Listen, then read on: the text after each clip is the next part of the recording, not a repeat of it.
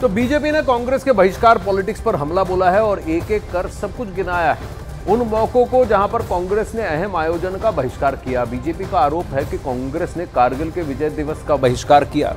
तो ये एक पहला आरोप उनका लगता है कि कांग्रेस के कारगिल विजय दिवस का भी आपने बहिष्कार किया। सियासी राग गाएंगे, राम दुआरे नहीं जाएंगे, ये बात हो रही है। इससे पहले भी आप देखिए, सुधांशु त्रिवेदी जी ने सोमनाथ मंदिर का भी हवाला दिया, क्योंकि जब सोमनाथ मंदिर के पुनर्निर्माण की बात आजादी के ठीक बाद हुई थी, उनके कार्यकाल के टाइम में सरदार पटेल जी ने इसकी बात आगे बढ़ाई थी, तब जवाहरलाल नेहरू ने भी इसका विरोध किया था, उसका भी हवाला दिया। अब आज अगर बात करें, हाल फिलहाल की बात करें, तो जीएसटी का बहिष्कार किया, ये कह रही है बीजेपी।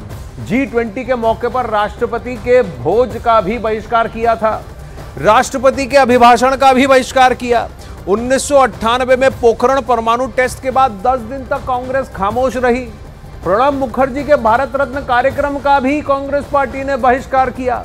सोमनाथ मंदिर के पुनर्निर्माण के वक्त नेहरू ने कार्यक्रम का बहिष्कार किया था और अब रामलला की प्राण प्रतिष्ठा के मौके पर कांग्रेस एक बार फिर बहिष्कार कर रही है। यही आरोप लगाया है बीजेपी ने, ये सारे बातें दोहराई हैं और इसके अलावा भी और कई सारे ऐसे उन्होंने उदाहरण दिए हैं जहां कांग्रेस ने देश हित, जनमानस, देश के मन का साथ नहीं दिया।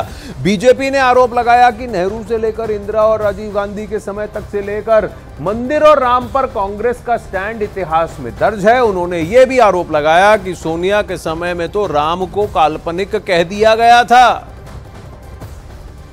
मंदिर की प्राण प्रतिष्ठा हो रही थी तो जवाहरलाल नेहरू जी ने 24 अप्रैल 1951 को जाम साहब दिग्विजय सिंह, जो कि उस समय सौराष्ट्र के प्रमुख थे, यानी like technically the chief minister, और उन्होंने जब इनवाइट किया तो नेहरू जी ने क्या लिखा था मैं बताना चाहता हूं, इसलिए कि कांग्रेस उसी परंपरा में चली आ रही है। उन्होंने लिखा कि इस कठिन समय में समारोह के लिए मेरा दिल्ली से आना संभव नहीं है, पर आगे महत्वपूर्ण बात लिखी, इस समारोह के बारे में मैं अपने विचार साफ कर देना चाहता हूं। मैं इस पुनरुत्थानवाद से बहुत परेशान हूं। इंदिरा जी के जमाने में गोरक्षक संतों पे गोलियां चली, राजीव जी के जमाने में कार सेवकों के हत्या करने वालों का समर्थन हुआ, सोनिया जी के जमाने में आते आते राम काल्पनिक होने का हलफनामा तक हो गया।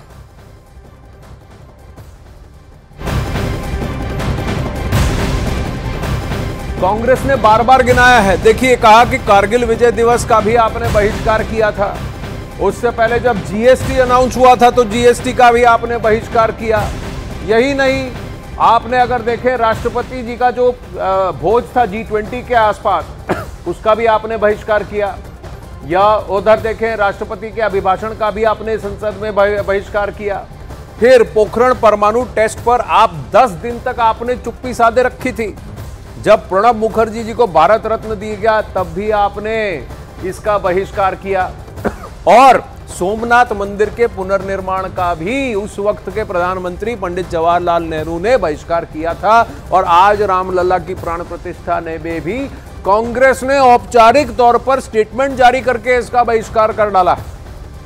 उधर कर्नाटक के सीएम सिद्धरामैया ने राम मंदिर के मुद्दे पर बयान दिया कि राम में हमारी श्रद्धा है, लेकिन बीजेपी राम मंदिर पर सियासत कर रही है।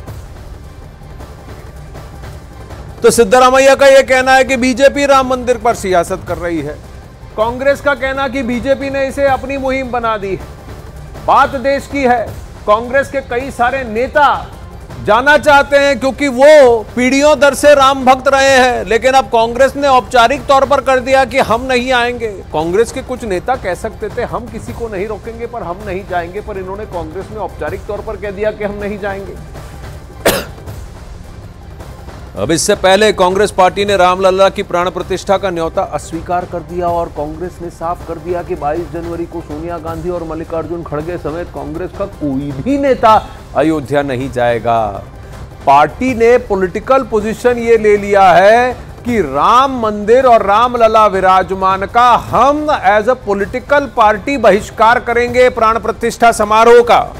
इसके साथ ही कांग्रेस और राम मंदिर के कार्यक्रम को बीजेपी और संघ का कार्यक्रम बता डाला और बीजेपी पर चुनावी एजेंडे के तहत मंदिर का उद्घाटन करने का आरोप लगा दिया। ये लोग सीजनल हिंदू हैं। जब इनको लगता है कि हमें वोट लेना है तो सॉफ्ट हिंदू बनने की कोशिश करते हैं। और कांग्रेस पार्टी तो मैं नेहरू से लेकर के अब तक कोई अयोध्या नहीं गया है। नैतिक ताकत नहीं है, क्योंकि अयोध्या प्रभु श्री राम को कोर्ट में लटकाने भटकाने का काम तो कांग्रेस ने ही की है। तो इसकी नैतिक ताकत नहीं है कि अयोध्या में जाकर के प्रभु श्री राम को प्रणाम करें।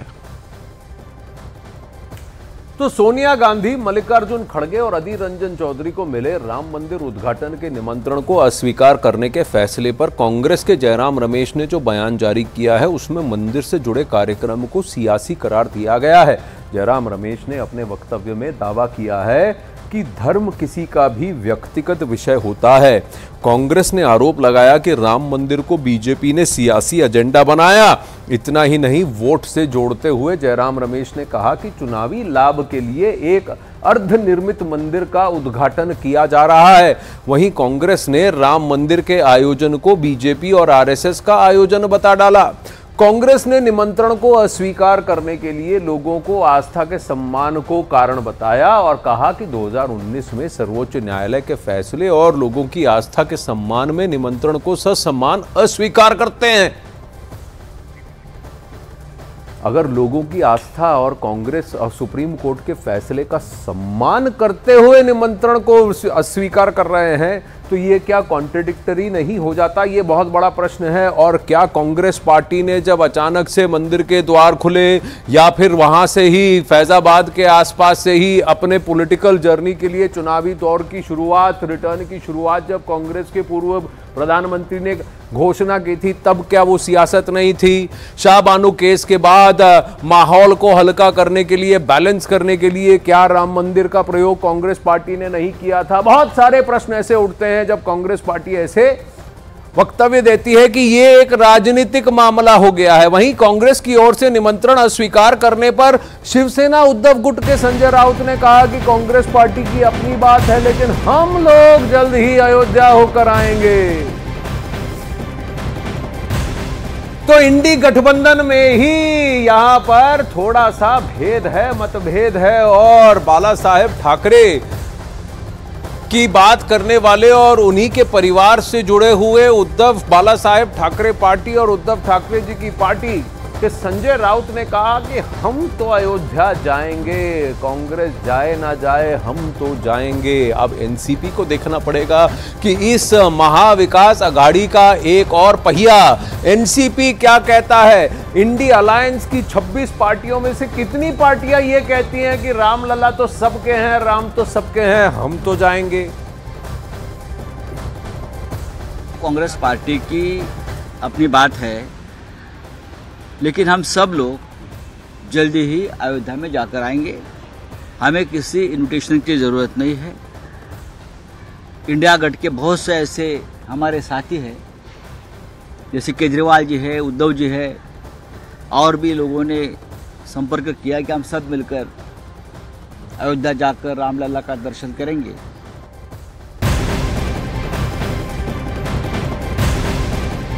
अब वहीं हिमाचल प्रदेश के मंत्री और कांग्रेस के विक्रमादित्य सिंह ने सोनिया गांधी और मल्लिकार्जुन खड़गे के निमंत्रण अस्वीकार करने के फैसले के पहले कहा था कि उन्हें निमंत्रण मिला है और वे सौभाग्यशाली हैं कि उन्हें और उनके परिवार को राम मंदिर के उद्घाटन का साक्षी बनने के लिए न्योता मिला है और वे अवश्य जाएंगे। कोई राजनीतिक मसला नहीं है और मैं समझता हूं कि मैं सौभाग्यशाली हूं कि हिमाचल में कुछ ही लोगों को जो है वो 22 तारीख का प्राण प्रतिष्ठा का निमंत्रण मिला है। और मुझे धन्यवाद करना है राष्ट्रीय स्वयंसेवक संघ का, विश्व हिंदू परिषद का, कि उन्होंने मुझे और मेरे परिवार को ये सम्मान दिया है। और 22 तारीख को जिस दिन माननीय प्रधानमंत्री जी अयोध्या में होंगे, उस दिन का निमंत्रण हमें दिया गया है। और उस दिन निश्चित तौर से, क्योंकि ये जीवन में एक ही बारी ऐसा मौका मिलता है कि इस इतिहास का हम गवाह बन सके, तो एक सनातनी होने के नाते, एक हिंदू होने के नाते और देव समाज में विश्वास रखने होने के नाते ये मेरा परम दायित्व है, मेरी जिम्मेवारी है कि मैं उस दिन वहाँ पर उपस्थित रहूँगा भी और इस इतिहास को बनते हुए जो है मैं इसका गवाह बनूँगा। तो विक्रमादित्य सिंह जी का कहना है कि वो अपनी राजनीतिक प्रेफरेंस को अपनी आस्था से नहीं जोड़ेंगे। राम भक्त तो हैं, सनातनी तो हैं, देव पूजा में विश्वास रखने वाले हैं और पीढ़ी दर पीढ़ी राम उनके इष्ट रहे हैं, इसलिए वो तो जाएंगे। और प्राण प्रतिष्ठा समारोह में भाग लेना, वहां पर निमंत्रण मिलना, उन्होंने क्या कहा, बीजेपी से नहीं आया, आरएसएस और वीएचपी से आया है निमंत्रण। वहीं प्राण प्रतिष्ठा के कार्यक्रम को कांग्रेस ने सियासी कार्यक्रम करार दिया है और इस पर अब बीजेपी और कांग्रेस आमने सामने आ गए हैं। कांग्रेस का कहना है कि बीजेपी प्राण प्रतिष्ठा पर सियासत कर रही है, तो बीजेपी कह रही है कि कांग्रेस राम विरोधी है। वहीं कांग्रेस का आरोप है कि प्राण प्रतिष्ठा का कार्यक्रम आरएसएस का एजेंडा है, तो बीजेपी कांग्रेस पर मौसमी हिंदू होने का आरोप लगा रही है। कांग्रेस का बीजेपी पर आरोप है कि वो वोटों के लिए इस आयोजन को बीजेपी का आयोजन बना रही है, तो बीजेपी ने साफ किया है कि ये अपने ही बयान में फंस जाते हैं और अगर नहीं जाएंगे तो खुद पछताएंगे। वहीं राम मंदिर पर जारी सियासत के बीच आरजेडी के फतेह बहादुर ने एक बार फिर विवादास्पद बयान दे डाला और कहा कि अयोध्या का निर्माण बौद्ध भिक्षुओं के सर काटकर किया गया है, जिसकी गवाह सरयू नदी है। तो फतेह बहादुर का एक और विवादास्पद बयान यह कह देना कि सरयू नदी इस बात की गवाह है कि बौद्ध भिक्षुओं का सर काटकर किया गया है। तो फिर से सनातन परंपरा से जुड़े हुए, जहां गौतम बुद्ध को विष्णु का भी अवतार माना जाता है, दशावतार में से एक, यहां फतेह बहादुर का विवादास्पद बयान। जब राजा बृहदत्त का पुष्यमित्र शुंग ने हत्या किया, तो अब उसका नाम बदल करके साकेत से अयोध्या किया, लाखों बौद्ध भिक्षु का हत्या किया, जो बगल में जो आपका सरयू नदी है उसका गवाह है। लाखों बौद्ध भिक्षुकों का सर काटा, उसी से उसका नाम पड़ा सरयू नदी, खून का मतलब धार से। और जब साकेत, जब अयोध्या था ही नहीं, रामावतार कब हुआ? वाल्मीकि जी की रामायण में अयोध्या का नाम है, राम से पहले अयोध्या का नाम है। उस वक्त बौद्ध धर्म कहाँ था? फतेह बहादुर जी, क्या कह रहे हैं आप? वहीं फतेह बहादुर पहले भी विवादास्पद बयान देते रहे, वो कह रहे हैं राम भी काल्पनिक है। आपको बताते हैं कब कब उन्होंने क्या क्या विवादास्पद बयान दिया। देखिए, अब 10 जनवरी को उन्होंने कहा 22 तारीख को पत्थर में प्राण डाला जाएगा, राम क्या बिना प्राण के थे। फिर उसके बाद उन्होंने कहा 1 जनवरी 2024 राम मंदिर से सिर्फ पाखंडियों का विकास होगा। फिर उन्होंने एक और कहा 29 दिसंबर 2023 को स्कूलों में सरस्वती जी की प्रतिमा नहीं लगाई जानी चाहिए। फिर कहा देवी दुर्गा जैसी कोई चीज ही नहीं, ये सब काल्पनिक बातें हैं। फिर 26 अक्टूबर को कहा, ये देवी दुर्गा वाली बात उन्होंने कह डाली। अलग अलग समय पर फतेह बहादुर जी विवादास्पद बयान दे डाले हैं। कई लोग ये कहते हैं कि प्रभु ईश्वर इनको सद्बुद्धि दे, जो राम को काल्पनिक मानते हैं वो क्या राम को झुठलाते हैं? ये प्रश्न बहुत बड़ा है। बात करेंगे एक ब्रेक के बाद, बने रहिए।